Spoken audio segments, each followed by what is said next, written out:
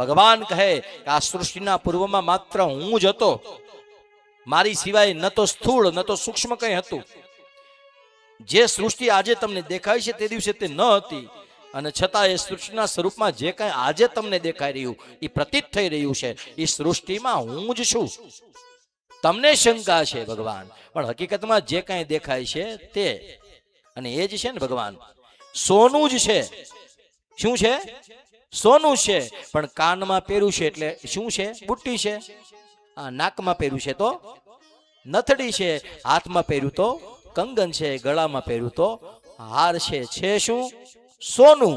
પણ જેવું જ્યાં છે તેવું નામ છે. આ પણ હું કહેતો નથી, હું આમ પણ કંઈ કહેતો જ નથી. કોણ કહે છે? નરસિંહ મહેતા કહે છે. ચાલો તમને આવડે છે અને ગણગણ કરજો. હે અખિલ બ્રહ્મ, આવડે છે ને? ગાઓ.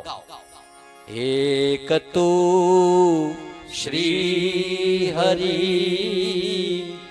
જુજવે રૂપ તો અનંત ભાસે. ભગવાને શું કીધું કહું? સાવ ગુજરાતીમાં કહી દઉં, તમને સમજાય. આ કપડું હલે છે કે નહીં? એ શું કરવા હલે છે? પવન છે એટલે. હા, કે શેના કારણે પવન છે?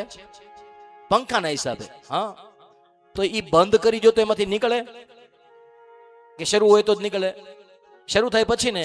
તો હવે પંખો શરૂ છે, કપડું હલે છે, આમાં પવન કયો છે? પવન પંખો હોય તો પંખો તો પીંગાડેલો જ હોય, પણ ઈ બે ની વચ્ચે જે મને તમને નથી દેખાતું ને ભગવાન, ઈ ભગવાને કીધું ઈ હું છું. પવન તું, પાણી તું, વળી ભૂમિ તું, ભૂદરા.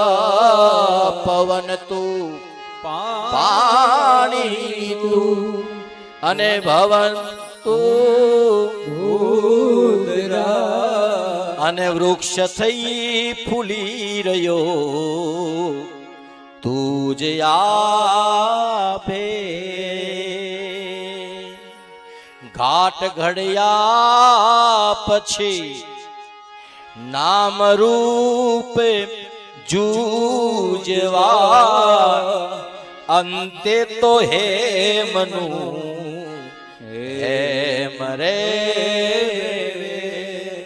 એ અખિલ બ્રહ્માંડમાં આ કોણ છે ભગવાન? ભગવાને કીધું ઈ જ હું છું. અહીંયા પહેલો શ્લોક છે ને, ઈ નરસિંહ મહેતા, ગુજરાતી, બીજું કઈ નથી આમાં, વચ્ચે કઈ છે જ નહીં. જે વ્યાસ નારાયણને નારદજીએ આપ્યું, નારદજીને બ્રહ્માજીએ આપ્યું, બ્રહ્માજીને જે ભગવાને ચતુશ્લોકી ભાગવતનો ઉપદેશ આપ્યો હતો એનું ગુજરાતી નરસિંહ મહેતાએ કરી દીધું. શું કીધું? હું આ જગત જ્યારે નહોતું ત્યારે હું હતો. આજે આખું જગત દેખાય છે તો મંદિર તારું વિશ્વ રૂપાળું પણ કોણ? ભગવાન. વિશ્વસ્મય નમઃ. આ વિષ્ણુ સહસ્ત્રની બુક આપી છે ને, એમાં પહેલું નામ છે ભગવાનનું. હા, પહેલું જ નામ છે વિષ્ણવે નમઃ, પછી બીજું નામ છે વિશ્વસ્મય નમઃ. આજે સાયલેન્ટ મોડની અંદર જે શ્વાસ ધબકારા લઈ રહ્યો એ ભગવાન છે. વિષ્ણુ, એમાં જે વિષ્ણુ પછી વિશ્વસ્મય છે એ ભગવાન છે. એટલે એ ગુજરાતી કરી દેવાની વાત છે. એટલે પવન તું, પાણી તું, અને વળી ભૂમિ તું. ભગવાને કીધું તમે જે ગાવ છો ને એવું કાંઈ નહોતું તે દિવસે હું હતો. હા, આજે તમને બધું દેખાય છે તો પણ હું જ છું. અને કાલ સવારે તમે બધાય વહી જાશો, પછી જે રહેશે ઈ પણ હું જ હશ. મારી સિવાય આ જગતમાં કશું છે નહીં. આ ભાગવતના ચતુશ્લોકીનો પહેલો શ્લોક.